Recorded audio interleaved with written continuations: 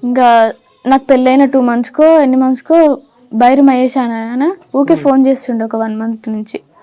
బంటి ఎత్తలేడు ఎందుకంటే ఆయనకి ఈయన గొడవలు ఉన్నాయంట. ఓకే, అంటే గతంలో నుంచి గొడవలు ఉన్నాయని చెప్పి కూడా కొన్ని వార్తలు వింటున్నాం. ఎందుకంటే మీరు క్లోజ్ కాబట్టి, సో మీతో అన్ని షేర్ చేసుకునే వ్యక్తి. ఎందుకంటే 3 years బ్యాక్ కూడా పరిచయం అంటున్నావు కదా. ఇప్పుడు ఎప్పుడైనా మీకు మహేష్ అనే వ్యక్తి బంటికి కాల్ చేస్తూ ఉండేవాడా?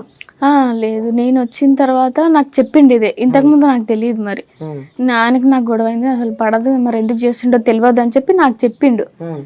లిఫ్ట్ చేయనా ఇట్లా అంటే వద్దు, నీకు పడదు కదా, ఎందుకు లిఫ్ట్ చేయడం, మాట్లాడకు, వదిలేసేయని చెప్పిన. అయితే కంటిన్యూగా ఆయన ఫోన్ చేస్తుండే అట్లనే, ఇంకా రోజు చేయడం చేస్తుంటే ఒక రోజు ఏంది అని చెప్పి లిఫ్ట్ చేసిండు. అట్లా చిన్నగా మాట్లాడుకోవడం, కన్వర్జేషన్ మొదలైంది వాళ్ళకి. ఇంకా ఆయన మంచిగా మాట్లాడడం, స్వీట్గా మాట్లాడడం మొదలు పెట్టిండు. అన్నయ్య ఈడ అదే ఇది ఉంది అది ఉంది అని చెప్పి రియల్ ఎస్టేట్ చేస్తాడు బంటి. తను కూడా అదే అంట. అయితే ఇంకా ల్యాండ్ ఉందన్న ఈడ మనకు వస్తుంది, సగం సగం తీసుకుందాం అని చెప్పి నమ్మించి ఒక 1 month నుంచి 1 month నుంచి నమ్మించి చిన్నగా ఇట్లా చేసిండ్రు. ఇంకా మొన్ననే ఫోన్ చేసిండు. ఫస్ట్ ఆఫ్టర్నూన్ ఫోన్ చేసిండు మహేష్. బైర్ మహేష్ ఫోన్ చేస్తే అప్పటికి లేచిండు. సరే అన్న, సరే నేను వస్తా, నువ్వు రా అని చెప్పి ఆయన అన్నాడు. నువ్వు రాదా అని అన్నాడు బంటి. అన్నాడు నువ్వే రా అని చెప్పి ఆయన అన్నాడు. సరే అని చెప్పి ఫోన్ కట్ చేసిండు.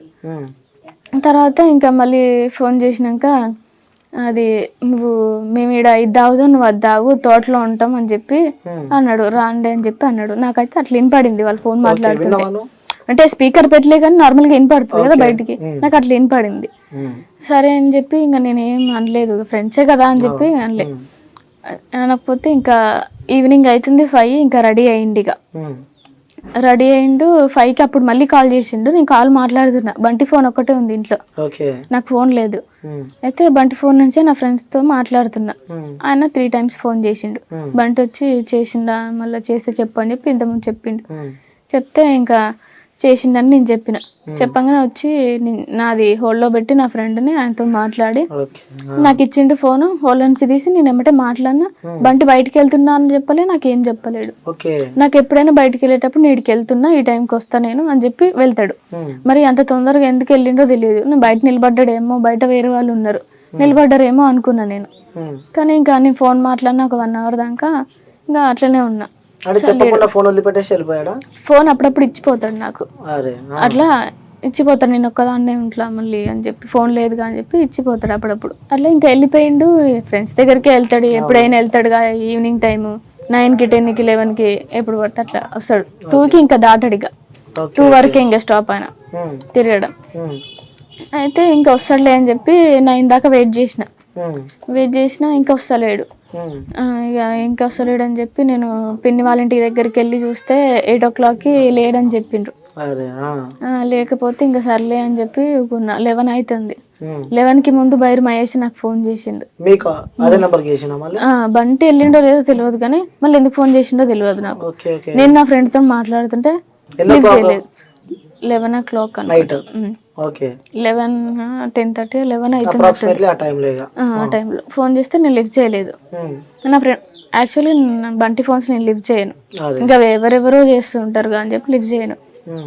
అయితే ఇంకా లిఫ్ట్ చేయకపోతే ఇంకా వదిలేసిన. మళ్ళీ కాసేపు అయినాక 11కి నేను ఫోన్ చేసిన. 11 అవుతుంది ఇంకా రావట్లేడు అని చెప్పి ఆయనకే ఫోన్ చేసిన. ఈయనతోనే పోయిండు కదా, ఈయనతోనే మాట్లాడి బయటికి వెళ్ళిండు అని. సరే ఫోన్ చేస్తే లిఫ్ట్ చేయలేదు ఆయన. 2 times ఏమో చేసిన, లిఫ్ట్ చేయలేడు. వస్తాడులే మరి అని మాట్లాడుకుంటుర్రేమో అనుకున్నా, కానీ ఇంత ఆలోచించలే నేను. మాట్లాడుకుంటారు అనుకుని ఇంకా కాసేపు వెయిట్ చేసిన. 12 అయింది, 1 అయింది, 2 అయింది, 3 అయ్యేసరికి ఇంకా నాకు భయం అవుతుంది. 2 కల్లా ఎప్పుడైనా వచ్చేస్తాడు. 3 అవుతుంది, ఇంకా నాకు భయం వేస్తుంది. ఆ రోజు మొత్తం నేను నిద్రే పోలేదు, లేచే ఉన్నా మొత్తం. 2 అవుతుంది, 3 అవుతుంది, ఇంకా రావట్లేడని చెప్పి నేను మా వదినకు ఫోన్ చేసిన.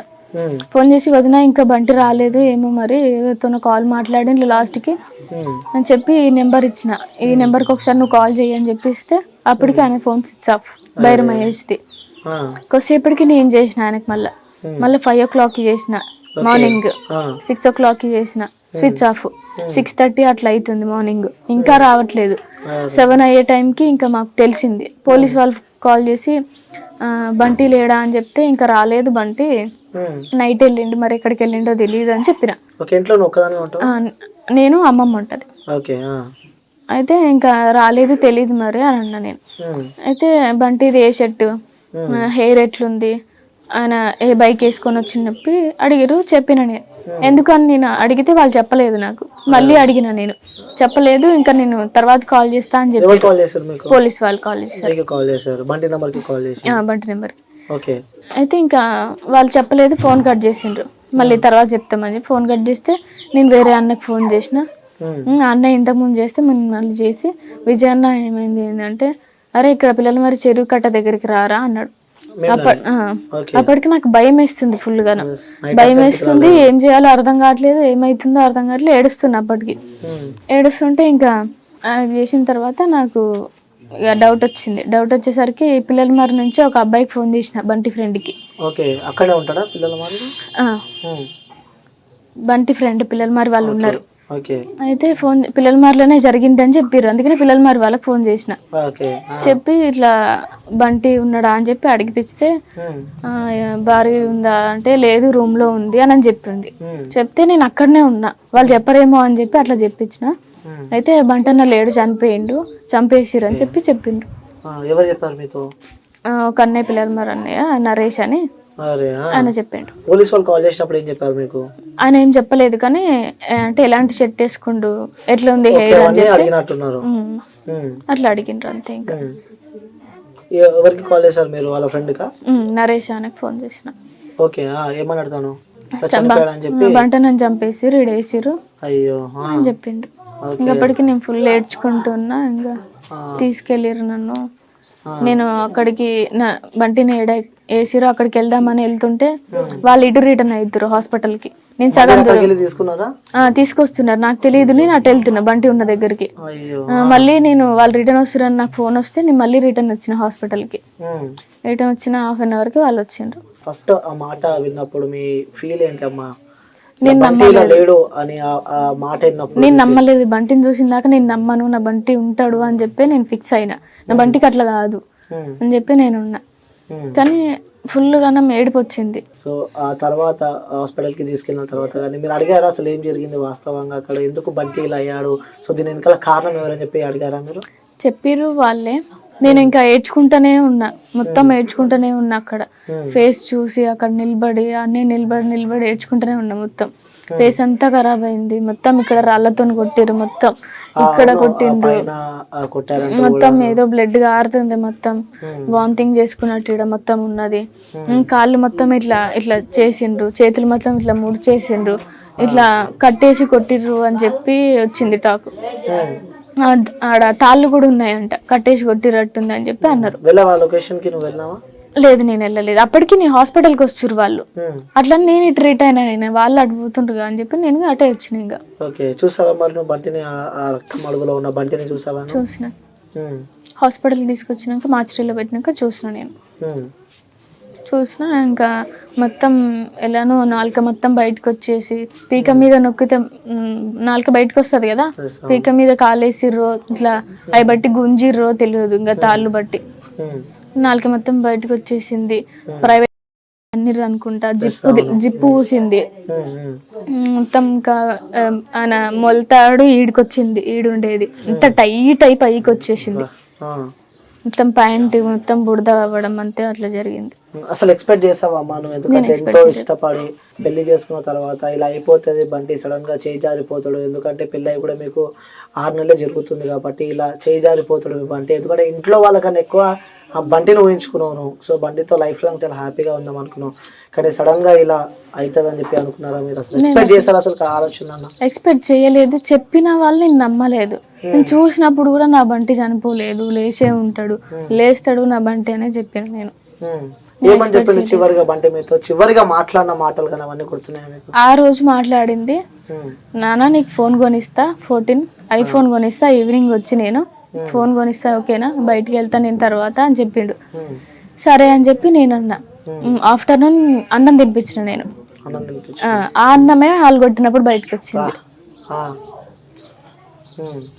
ఇంకా అంతే. ఇంకా మేము ఇంకా ఫేస్బుక్ చూసుకుంటా ఇద్దరం, ఆయనకో డ్రెస్ నాకో డ్రెస్ బుక్ చేసుకున్నాం అదే రోజు. ఇంకా బయట కూర్చొని కొంచెంసేపు ఆడుకోవడం అట్లా చేసాం రోజు. ఓకే. సో అంటే మీకు బంటి కోసం వచ్చే ముందు రోజు మీకు మీ ఇంట్లో వాళ్ళ సంబంధాలు చూసినట్టు, సో 2 సంబంధాలు చూసినట్టు, ఇంకోటి కానిస్టేబుల్ సంబంధం కూడా నువ్వు ఓకే చెప్పినట్టు మరి సమాచారం వస్తుంది. అవును, కానీ నేను వాళ్ళకి ఓకే అని చెప్పి మాత్రం డైరెక్ట్గా నేను చెప్పలే, మీ ఇష్టం అని చెప్పిన. ఎందుకంటే నేను బంటికి చెప్పిన ఇట్లా సంబంధాలు వస్తున్నాయి బంటి అంటే ఏదో ఒకటి మేనేజ్ చేయి, నేను తీసుకెళ్తాను నిన్ను అని చెప్తే ఆ రోజు నేను ఏదో ఒకటి మేనేజ్ చేసిన.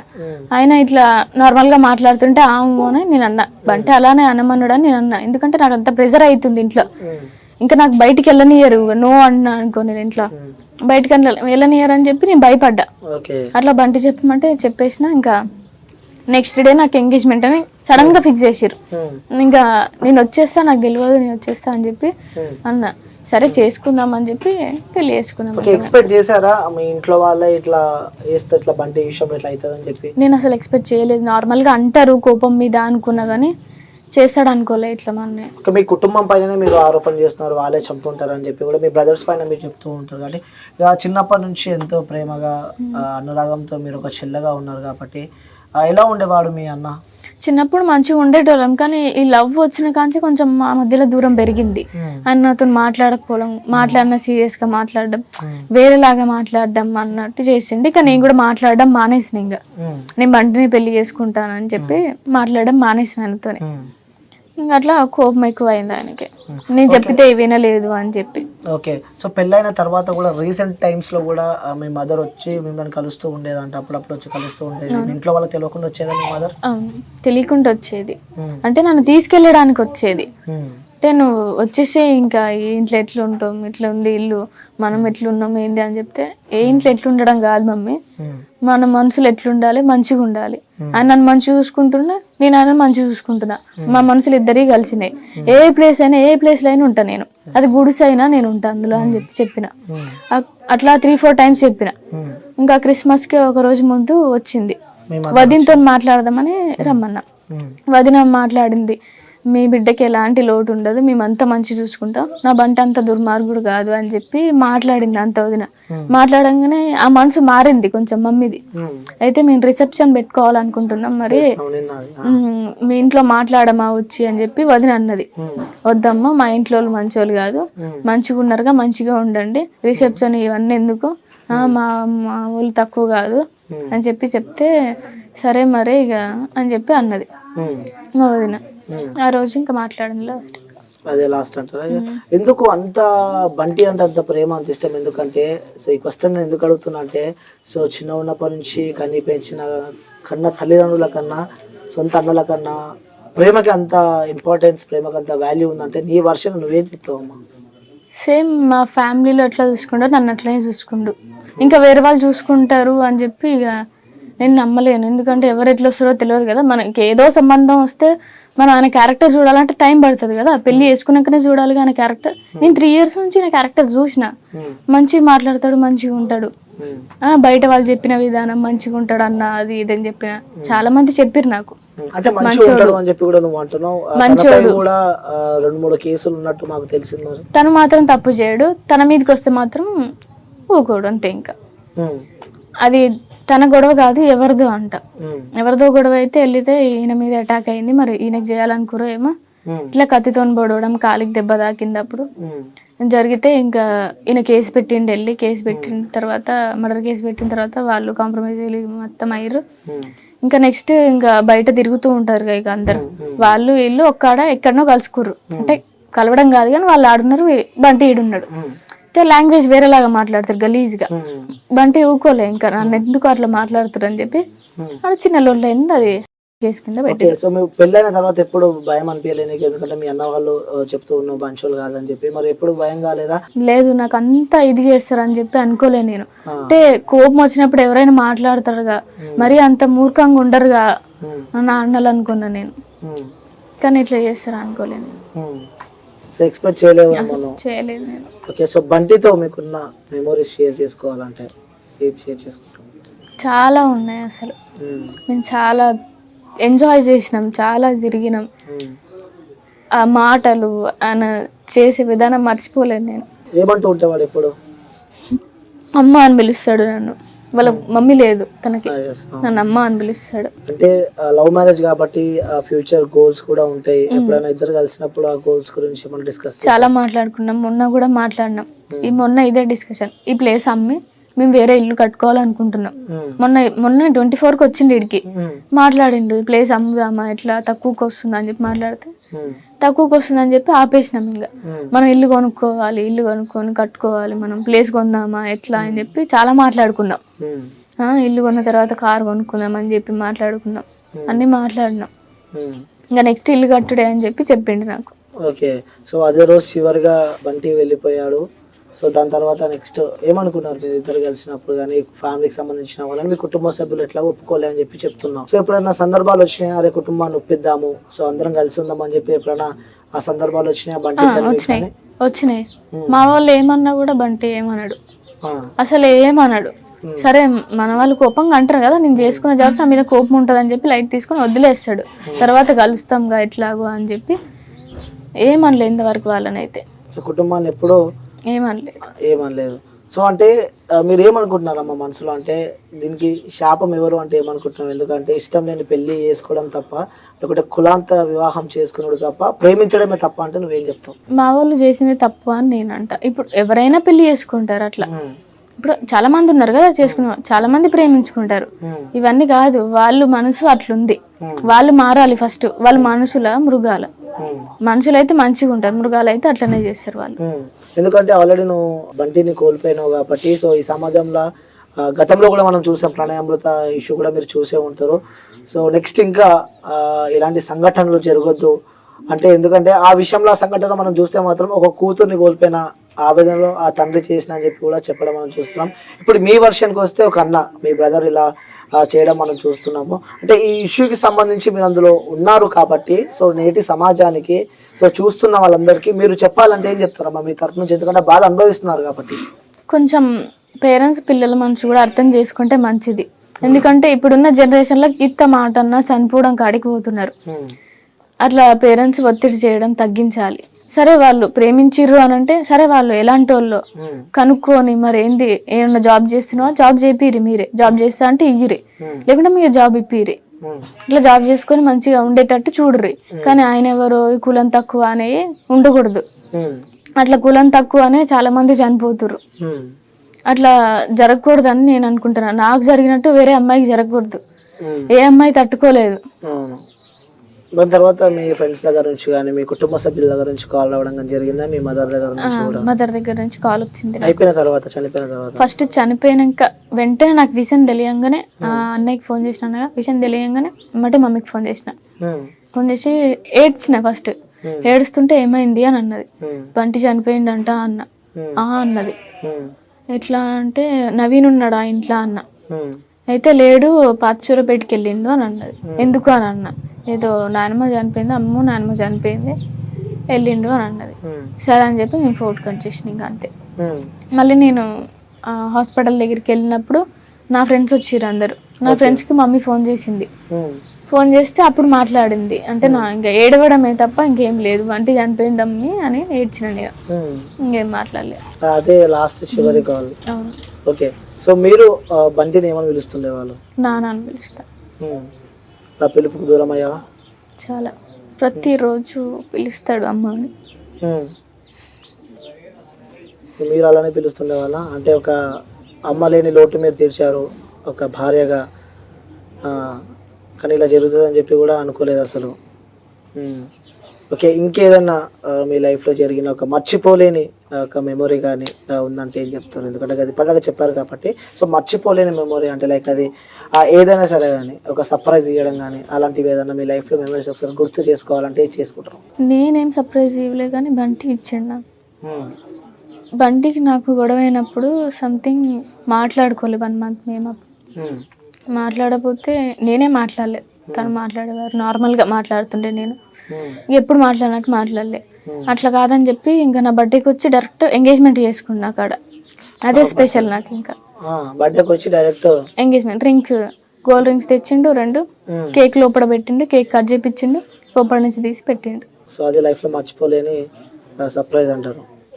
ఓకే, సో ఇప్పుడు చూస్తున్న తల్లిదండ్రులకు కానీ ఏమని చెప్పాలనుకుంటున్నారమ్మా మీరు? ఇప్పుడు ఎందుకంటే మీరు కాకుండా చూసే తల్లిదండ్రులకు చివరిగా వాళ్ళకి ఏమని చెప్పాలనుకుంటున్నారా? ఏ పేరెంట్స్ ఇట్లా చేయకూడదు. ఉమ్, పిల్లల మనసు కొంచెం అర్థం చేసుకోవాలి వాళ్ళు కూడా. సరే వేరే ఎవరినో గలీజ్ వాళ్ళని లవ్ చేస్తున్నారంటే సరే ఏదో సర్ది చెప్పుకోండి. ఇప్పుడు ఈయన తాగేటోడు కాదు, గొడవలు పెట్టుకునేటోడు కాదు, ఉమ్, మంచోడు.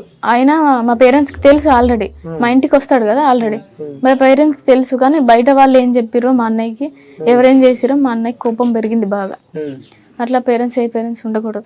ఓకే, మీ అన్న బంటి ఫస్ట్ కలిసే ఉండేవాళ్ళ? అవును. ఓకే, వాళ్ళ మధ్యలో ఏదైనా ఇష్యూస్ అయినాయా లేకపోతే మీ వల్లనే వాళ్ళిద్దరు విడిపోయారా? నా వల్లనే, అంటే నేను లవ్ చేస్తున్నా అని చెప్పి ఇంకా మాట్లాడడం మానేసిండు. ఓకే, అది కూడా కోపం ఉందనుకోవచ్చా మీ అన్నకి? ఎందుకంటే నా ఫ్రెండ్ నా ఇంటికి వచ్చి మా చిన్న లవ్ చేసి పెళ్లి చేసుకోలేదురా బాబు అని చెప్పి ఇలాంటివి ఏదన్నా అనుకోవచ్చా?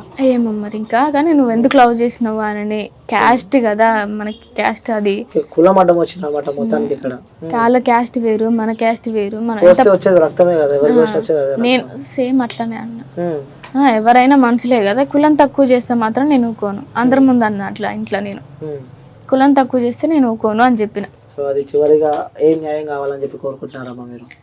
నా బంటికి ఏం జరిగిందో చేసిన వాళ్ళకి కూడా అదే జరగాలి ఖచ్చితంగా అని చెప్పి నేను అనుకుంటాను. న్యాయం జరుగుతుంది అనుకుంటున్నారా మీరు? జరిగేటట్టు అయితే లేదు. ఉమ్, పోలీసులు వాళ్ళు ఏదో ఒకటి చెప్తున్నారు, ఎప్పుడో ఒకటి. ఉమ్, ఇంకా వాళ్ళని వెతకని కూడా వెతకలేరు ఇప్పటి వరకు. ఉమ్. చనిపోయి కూడా 2 days కావస్తుంది బంటి. అవును, ఇప్పటిదాకా మీరు ఎవరితో కాల్ మాట్లాడారు? ఎవరితో? పోలీస్ వాళ్ళతో కూడా కాల్ మాట్లాడారు? ఇక్కడ పిఎస్ వాళ్ళతో. ఏమన్నారు వాళ్ళు? ఏమన్నారు? అయితే మేము ఇక్కడ వచ్చి కంప్లైంట్ ఇవ్వచ్చా, నేను కేసు పెడతా అని చెప్పి చెప్పిన. ఆల్రెడీ మా అమ్మయ్య సూర్యాపేటలో పెట్టిండు, ఇలా ఊరు ఇది ఓకే, చెప్పి ఇక్కడ కేసు పెడదామని చెప్పి ఫోన్ చేస్తే, ఇక్కడ కాదమ్మా మీరు ఏడు ఉంటారు, సూర్యాపేటలో ఉంటామన్నా, ఉమ్, అక్కడ పెట్టండి అని చెప్పి అన్నాడు ఆయన. ఓకే. అయినా మీ మామయ్య పెట్టిండు కదా అంటే, అదంతా తీసుకోలేదంట కదా అంటే, ఉమ్, చేసిరమ్మా ఎఫ్ఐఆర్ చేసిరు దాన్ని, ఉమ్. కేసు బుక్ చేసిరు దాన్ని అని చెప్పి అన్నారు. సరే అండి అని చెప్పి కట్ ఓకే, ఎవరైనా సరే వదిలిపెట్టే సమస్యనే లేదంటావు? అసలు ఎవరైనా, అది మా అన్నయ్యలైనా సరే నేను వదిలిపెట్టాను. ఓకే, ఎవరైనా సరే వదిలిపెట్టే సమస్య లేదంటావు. So thank you so much అమ్మా. ఇంటర్వ్యూ చేయొద్దు, బట్ మీరున్న సిచ్యువేషన్లో బట్ ఈ సమాజానికి ఒక మెసేజ్ ఇద్దాము, ఈ సమాజానికి తెలియాలి అని చెప్పి నేను ఈరోజు ఇంటర్వ్యూ చేయడం జరిగింది. So thank you so much అమ్మ, ఏమైనా ఇబ్బంది పెట్టుంటే సారీ. సో ఇక్కడ సూర్యాపేట్ డిస్టిక్ అన్నారం విలేజ్కి రావడం జరిగింది. ఎవరైతే చూసామో మనం బంటి అలియాస్ కృష్ణ, అలాగే భార్గవి అని చెప్పి వాళ్ళిద్దరు లవ్ మ్యారేజ్ చేసుకున్నారు. దాని తర్వాత ఇలా చూస్తే భార్గవి వాళ్ళ బ్రదర్ ఎవరైతే ఉన్నారో, సో వాళ్ళు కొంతమంది వాళ్ళ ఫ్రెండ్స్ అందరు కలిసి తన బంటిని చంపారంటూ కూడా భార్గవి ఎవరైతే బంటి వాళ్ళ వైఫ్ ఉందో తను కూడా కేసు పెట్టడం మనం చూస్తున్నాము. సో మొత్తానికి అసలు ఏం జరిగిందో కూడా తెలుసుకునే ప్రయత్నం కోసం అయితే ఇక్కడికి రావడం జరిగింది. సో తను పెళ్లి చేసుకోకుండా ముందు నుంచే కులం తక్కువ అని చెప్పి కూడా ఎప్పుడు అనేవాళ్ళు అని చెప్పి కూడా మనతో భార్గవి షేర్ చేసుకుంటుంది. సో నిజంగా చూసే వ్యూయర్స్, ప్రజలకి జనాలందరికీ నేను ఒకటే చెప్తున్నా, ఎందుకంటే సో కులాలు మతాలని పక్కన పెట్టండి. ఎందుకంటే సో ఎవరికి కోసినా వచ్చేది రక్తమే కాబట్టి సో అందరూ కలిసిమెలిసి ఉండాలి. ఇప్పుడు ఎవరైతే సరే కులం విషయానికి మనం పక్కన పెడితే, సో ఆ కులంలో నుంచి బయటకు వచ్చి చేసుకుంది ఫ్యామిలీలో ఇజ్జత్ పోతుందని చెప్పుకొని కూడా ఇలా చేస్తే, ఇప్పుడు చేసిన వ్యక్తి అమ్మాయి బాధపడుతుంది ఇక్కడ.